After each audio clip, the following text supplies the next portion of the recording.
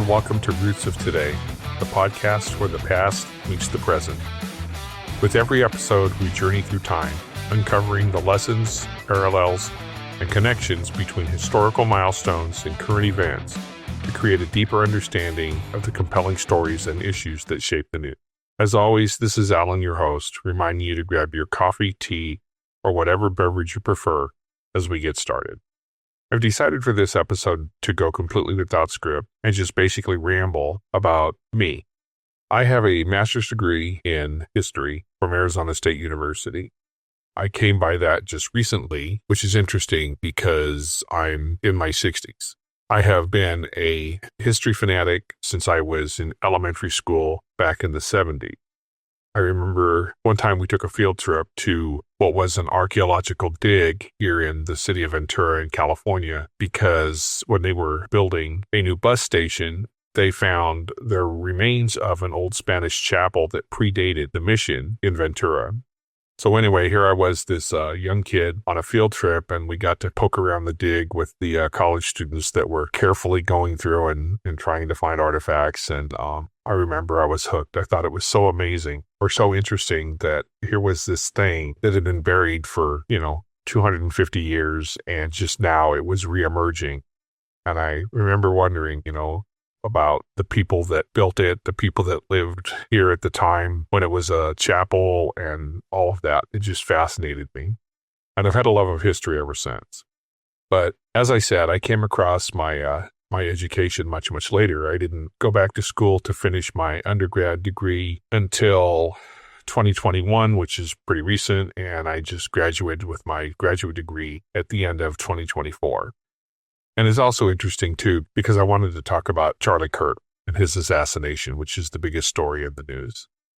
One of the things that Charlie Kirk did when he got started, Charlie Kirk founded Turning Point USA and made speaking tours on campuses to try to bring students an alternative view that was missing from their college experience.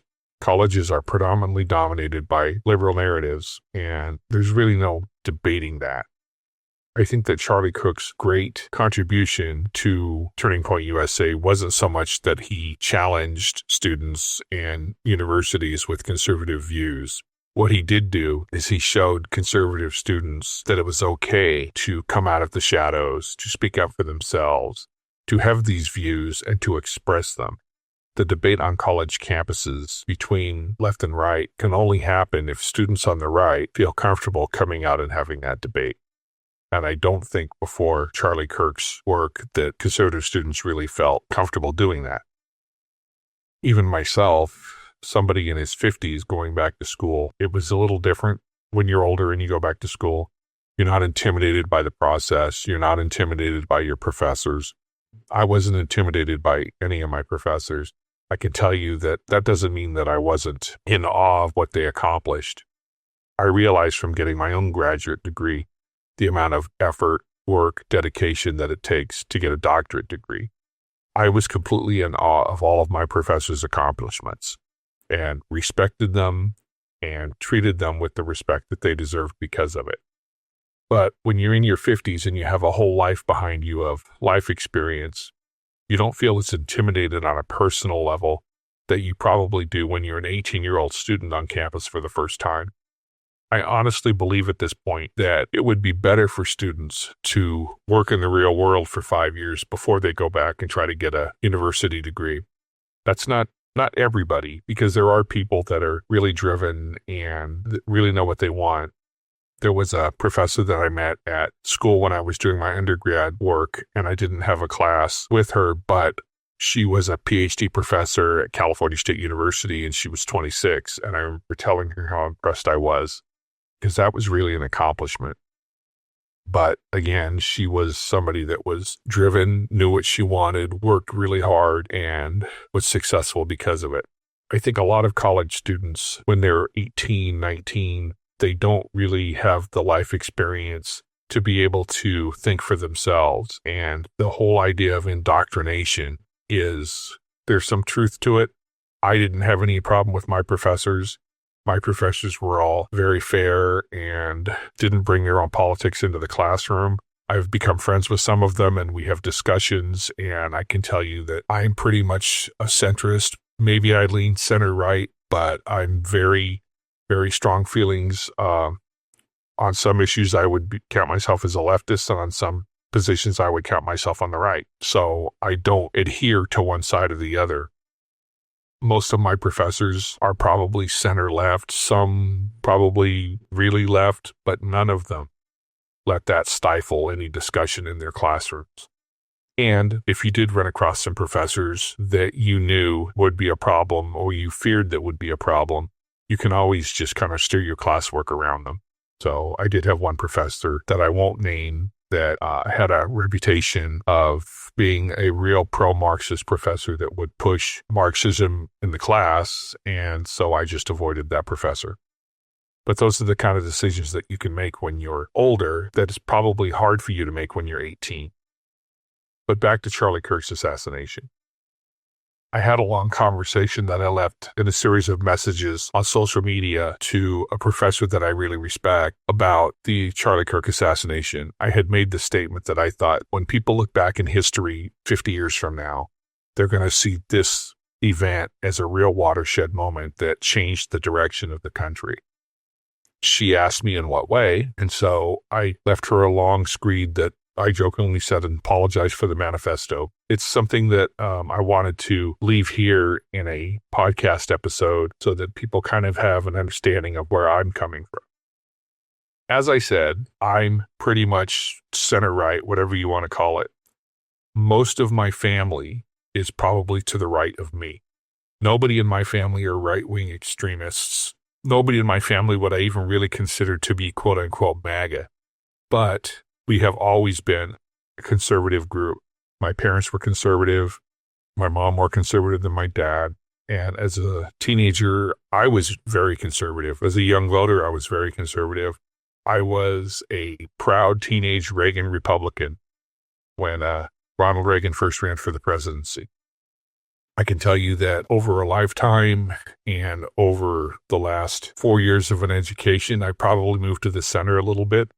That has nothing to do with indoctrination by professors and has everything to do with having a better understanding of history, which is my subject, obviously. And when you're exposed to different points of view and you really have a better understanding of the historical record, it'll change your worldview a little bit. So I don't apologize for the fact that I've moved from the right more to the center. There are some things that I'm very much to the left of center that I didn't used to be. But again, that comes from knowledge and education, not from indoctrination. My core beliefs, my core principles absolutely have not changed because of school. I think that the First Amendment, the ability to speak your political views, to speak on cultural views without fear of any kind of punishment, is absolutely imperative for a free society. You have to have the ability to speak out. If you can't, then you don't have a free society.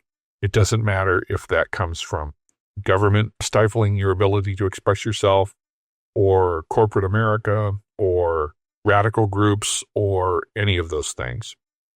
If they're an affront to your ability to speak freely, then it is a problem, and that needs to be fought.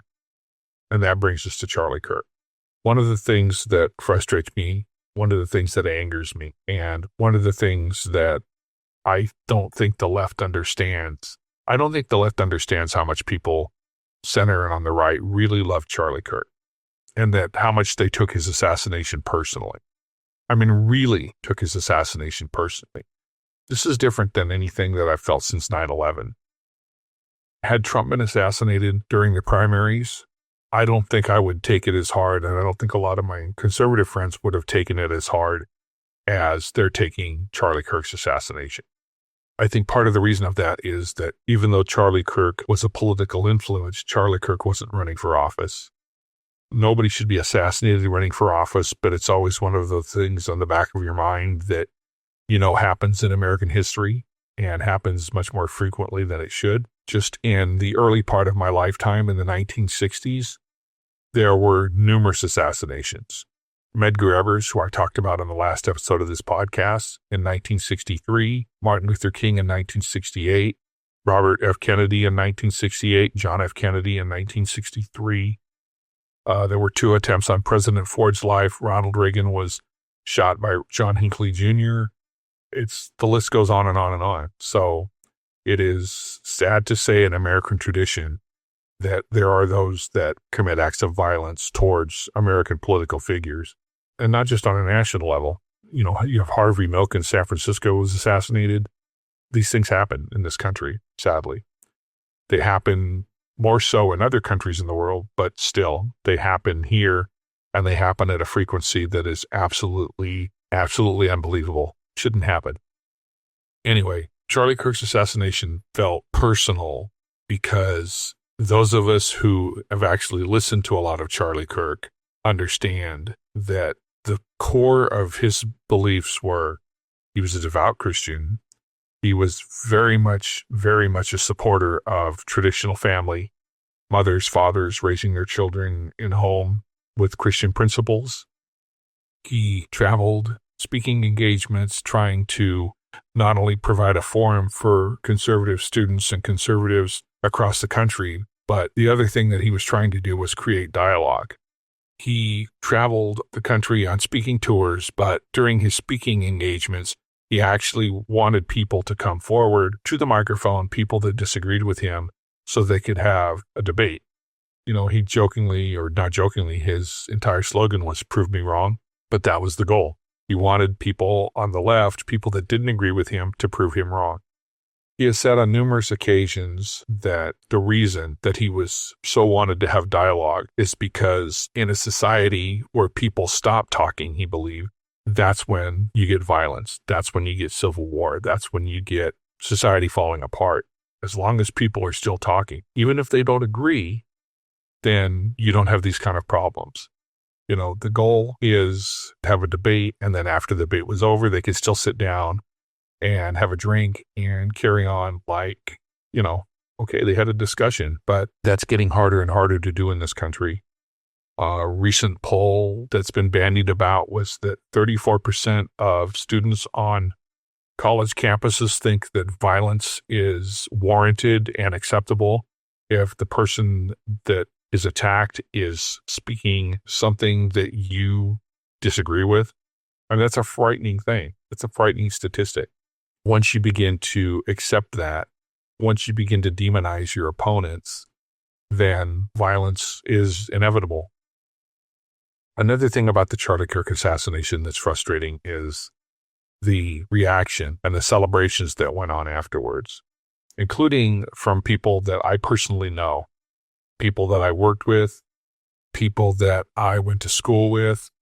And it makes you wonder, you know, I didn't agree with everything that Charlie Kirk espoused, but I respected his drive to have those conversations. And as I say, if I'm a centrist, then it makes me wonder, the people on the hard left, the people that I know, the people that I worked with, the people that I went to school with, if they so gleefully celebrated Charlie Kirk's death because of quote unquote what he said, then how would they feel if it was me? And I think it's something that a lot of conservatives are wrestling with. What if it was me? Because, you know, it is ghoulish behavior to celebrate the death of a 31-year-old father with 2 children, whether you politically agree with him or not. Charlie Kirk was not a Nazi. Charlie Kirk was not an extremist. Charlie Kirk was a devout Christian who believed in family values, which brings us to the other thing that's really frustrating from a centrist or a conservative point of view. Most of the things that have been said about Charlie Kirk since he died were, well, he peddled hate, or it was hateful speech. He was calling for violence. Ridiculous. Stephen King, the author Stephen King, came out and said that something to the effect of, what was it, that he wanted to starve homosexuals to death? Absolute fabrication. But all of the people that say these things, when they talk about his hateful rhetoric towards minorities or gays or trans or anybody else, when you ask them for proof, like, I never heard it, so show me where, come up with something, but don't come up with a 5-second clip on TikTok where it's taken out of context. Come up with a conversation where you can hear the conversation and you can say, oh my God, he's really, really calling for hate. And when I challenge people that, they don't have it. They can't find it. So the responses are always the same, right? If you won't accept a quote taken out of context, then what you hear from people is, well, everyone said, or I heard, or people are saying, or, it's the same thing with, it's rumor. It's gossip, it's innuendo, and it's horrible. And it's horrible to cheer somebody's death because you're either too lazy or too set in your own political beliefs to actually find out for yourself. So, especially from somebody whose entire goal was to have conversation to prevent violence. Conservatives, right or wrong, have felt that hyperbolic language from the left is not only insulting, but it's dangerous. It's worse today than it was before, but conservatives also feel that the mainstream press hasn't practiced journalism in a long time. They cover for the left and they coordinate political narratives with the Democrat Party. And conservatives believe that that's been going on since Ronald Reagan was president. It doesn't help now that Trump's rhetoric against the press, the enemy of the people, as he says, that exacerbates that perception. And in a way, it's irresponsible. But we've reached a point where conservatives feel threatened in their own country. Trump's election is the reflection of that belief. So another thing about Charlie Kirk's assassination and the insane rhetoric of everybody who is conservative is a Nazi, is a fascist, is a threat to democracy, is a real threat to people's lives, that they want to starve homosexuals, that these things are constantly said, and all it does is it creates an environment where violence is not only possible, but violence is inevitable, right? But when the left, the Democrats, the media disavow that, they act like, well, that's not really true, or Charlie Kirk's assassin, he's some outlier. He's some psycho person that, took it upon himself to kill Charlie Kirk. Okay, except for one thing. Prominent conservatives in the media, besides Charlie Kirk, Michael Knowles, oh God, I could go through the whole list, Candace Owens, Tim Pool, Matt Walsh, Steven Crowder. If you ask any of them, they'll tell you that they have to completely change their lives because they get constant death threats. Constant death threats. Charlie Kirk had made that statement before, that when they go on speaking engagements, they have to worry if they have enough money in their budget to afford the kind of protection that will keep people away that want to do them harm. There was an episode of Fox News the other day where it was a discussion panel and they go to a commercial and they came back and one of the panelists asked Greg Gutfeld, who is an outspoken conservative and he's outrageous and he's, that's his stick, but asked him, hey, Greg, how many death threats did you get during the commercial break? And he said 439 or something during the commercial break. The threat of violence is a constant against conservatives. A constant.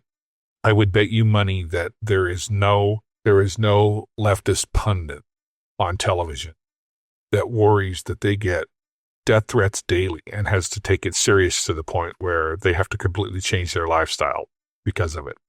I bet Jen Psaki doesn't get 439 death threats during commercial breaks while she's on her show on CNN. And that's the problem. When we say that people need to tamp down the anger, when people need to call for their supporters to be calm, then I agree.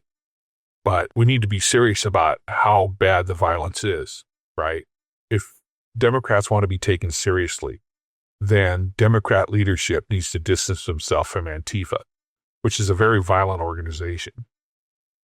And people can disavow that and, oh no, Antifa is just an idea, or Antifa is just a loose collection of, they're violent people. I actually knew a member of Antifa that I was introduced to through a friend of a friend. And I distanced myself from that person because he wrote this long screed when we were going back and forth on social media where he admitted that his personal fantasy was to go into a crowded McDonald's and shoot every man, woman, and child in the McDonald's because they were murdering cattle, because meat is murder, because he's a diehard vegan, and they deserved it.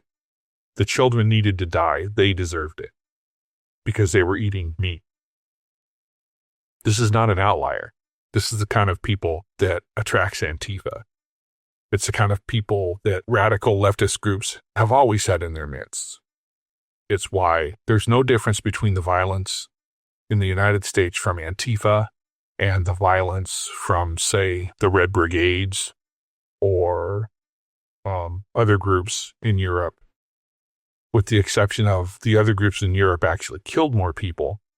But we're seeing violence get worse and worse and worse here in the United States. It's only a matter of time. It's only a matter of time. And the other thing about violent groups on both the left and the right, there are people now that are cheering for the Civil War, right? I understand the anger. I understand the rhetoric. I understand when conservatives accuse Democrats and say directly, you guys murdered Charlie Kirk. You're responsible for his murder. I think that there is some culpability from Democrats because of the kind of rhetoric and language and accusations that they throw towards conservatives all the time. You can't call people Nazis, and it's just not the Nazis. You can't tell your supporters on a daily basis that this group of people, that these specific individuals are an absolute threat to your personal freedom and safety and the safety of your families. You cannot do that daily. And then when one of them gets killed, sit back and go, well, I don't understand how that happened. Because you do understand how that happened. So, yes, you need to take the lead. You need to condemn violent groups. You need to condemn Antifa. You need to make a statement condemning the groups on social media that are laughing and cheering and celebrating the murder of a young husband and father, regardless of what the political ideology is. It's wrong. It's desperately wrong. If anything, the worst of this is that the assassination of Charlie Kirk, more than anything, has convinced people on the right who used to disavow cancel culture, who used to disavow getting people fired or doxing or all of that kind of stuff. They've convinced the people on the right that, okay, fine, we quit. We're done. We're no longer going to disavow this. We're going to play by the exact same rules and use the exact same playbook that Democrats are using, the people on the left are using. So that's where we're at. And when the violence spirals into, quote unquote, a civil war, it's not going to be a civil war where you have standing armies lined up against each other, fighting for territory like a regular war. That's not how it's going to be. Anybody who thinks that is completely ignorant of history, American history, the logistics of the whole thing. We live in an integrated society where you have Republicans and Democrats living side by side throughout the entire country. You're not going to have this big, quote-unquote, national divorce where one side picks their states and goes and lives and the other side picks the others. That's not how it's going to work. That's not even possible. What you're going to get instead is you're going to get what Northern Ireland had for decades. You're going to get two groups of violent extremists who plan assassinations, bombings, murders of basically innocent people because their political ideology doesn't align with the political ideology of the group doing the violence. So, as in Northern Ireland, when you had the IRA and you had the Ulster Defense Force, and they were conducting a campaign of violence and targeted assassination and bombings, but they weren't just killing each other. It won't be hardcore right-wing groups killing Antifa members. That's not how it works. It will be Antifa planning a bomb at a Christian church because the churchgoers support conservative causes, Trump, whatever. It'll be right-wing people planning bombs in businesses, coffee shops, places where they feel that it's mostly left-wing people that hang out. That's the kind of violence we're going to get. That's the violence we're going to get. And it'll go on and on and on. An eye for an eye. Every act of terror, every act of violence only increases the hate, anger, and the resolve of the person on the other side to get back at you. So, and innocent people die. That's what we're headed for. We're not headed for a repeat of the North and South Civil War. We're headed for absolute indiscriminate violence against innocent civilians. For those people that are cheering for the Civil War, for those people who are cheering for the national divorce, that's what it's going to look like. So be careful what you wish for. So anyway, as I told my professor friend, Charlie Kirk's assassination feels different because it is different. Had the assassin in Pennsylvania actually killed Trump on the campaign trail, there would have been anger, outrage, and everything else. But I don't think it would have been like it is now. It would have been Trump supporters that would have been upset. But instead, Charlie Kirk's assassination has convinced everybody from the center to the right that they are a potential target because they're not hard left. And the other reason is because had Trump been assassinated or a political leader been assassinated, it would have forced the Democrat Party and the Republican Party to, because it's the government, basically say, hey, this is a problem. It would have, decent people on both sides, would have come together and said, hey, we can't have political assassination. But because it was Charlie Kirk, who's a pundit, he's a speaker, he's an activist, but it's easier to smear him. And because it was Charlie Kirk, you don't find Democrat politicians telling the violent people on their side, hey, dude, not cool, calm down. What you get is this scripted response of Democrat politicians saying almost exactly the same thing. This is horrible, blah, blah, blah. If you listen to the responses on social media, it was like they emailed each other the script. Okay, this is what you need to post on social media. That in itself is nauseating because there's no sincerity behind it. If you asked people on the right, or even me, and I'm centrist, but if you asked me if Jamie Raskin or Jerry Nadler or Chuck Schumer or AOC or Ilhan Omar or Ariana Presley or Gavin Newsom or Governor Pritzker from Illinois, if you asked me, are any of those people really upset that Charlie Kirk was murdered, I would tell you, no, I don't think they are. Not in the least. I think they look at it as a victory. They know that in public they have to say, oh, we don't support this. This is horrible. But in private, I don't think they're upset one bit. That's a problem. That's a problem. So when they go to the media and they try to convince everybody that this is bad and it doesn't come across as genuine, then it's worse than if they had not gone to the media in the first place. It would be better for AOC not to even address Charlie Kirk's murder than for her to say, it's really horrible what happened to Charlie Kirk, but this is a perfect example of why the Republicans need to get on board with gun control. But that's what we get. The political process in this country is broken. The people in this country are broken. Social media is a huge problem.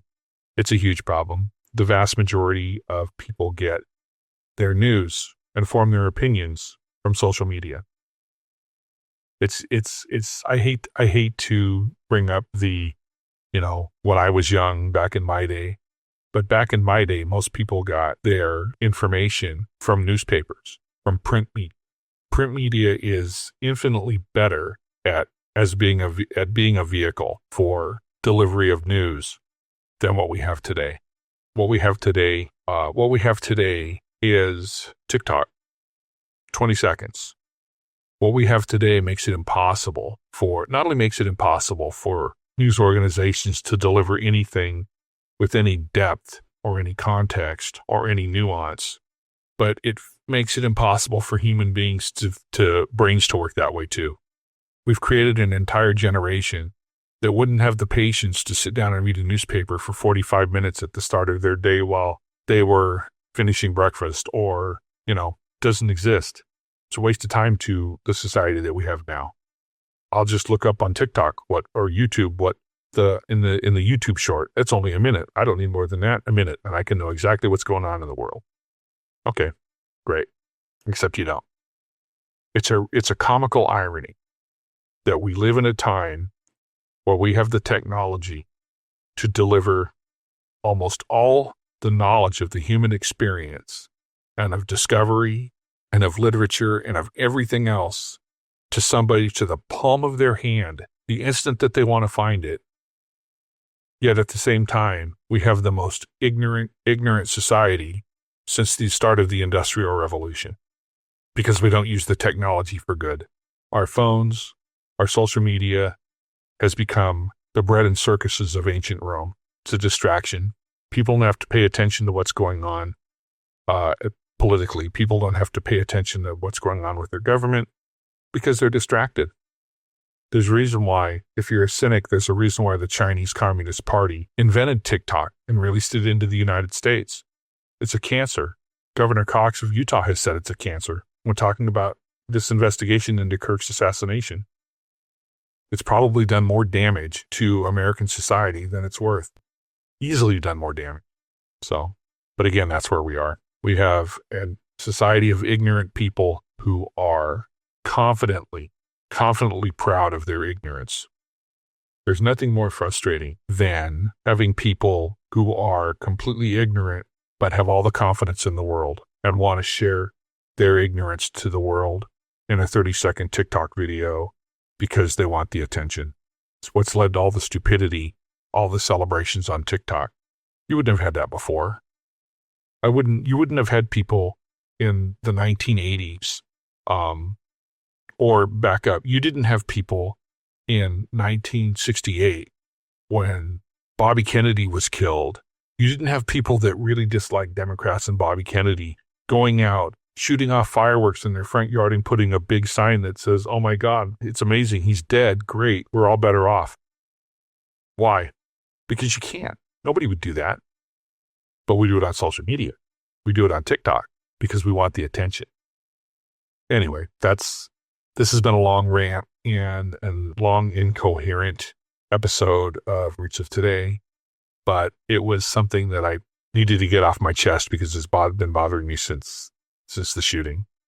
The last episode of Roots of Today dealt with political assassination. I talked about Medgar Evers. I talked about Robert Kennedy. And I talked about those two individuals to show that even though people took up their cause, even though there was inspiration, there was a dedication to the civil rights work because Medgar Evers was killed and it shocked everybody. And then, we had the March on Washington. The next year we had the Civil Rights Act that was passed. All of those things, people took a resolve. People found their resolve because of Medgar Evers' assassination. In the same way, Robert Kennedy's assassination, and I talked about Robert Kennedy, the point of them both was, even though people rededicated themselves, some people rededicated themselves to completing the work of the two men, there was still a void left, and history was changed. The direction of history was changed because of it. So for those people that don't know, and I brought it up in the episode, after the Civil Rights Act was passed, the civil rights organizations and their fight started to splinter. And what we got in the late 60s and into the 70s was black nationalism and a much more militant approach towards trying to find an equitable society. So I don't attach blame to African American groups for black nationalism and for their militancy. I think if the shoe was on the other foot, or if I was in their midst in the 1960s, it would be easy to conclude that, hey, you know what? Martin Luther King's nonviolence is great, but it's not bringing about changes. Instead, we get Malcolm X assassinated, King assassinated, Bobby Kennedy, who was a civil rights champion, assassinated, Medgar Evers assassinated. At what point, if you were in the black community at the end of the 1960s, would you finally go, you know what, sorry, we got to get tougher? But my point is in the episode that because Medgar Evers wasn't there, because Martin Luther King wasn't there, there wasn't the kind of counterbalance to a move towards violence and militancy that there would have been had they been there. So the same is true with Bobby Kennedy. Bobby Kennedy was not only a civil rights leader, he was respected.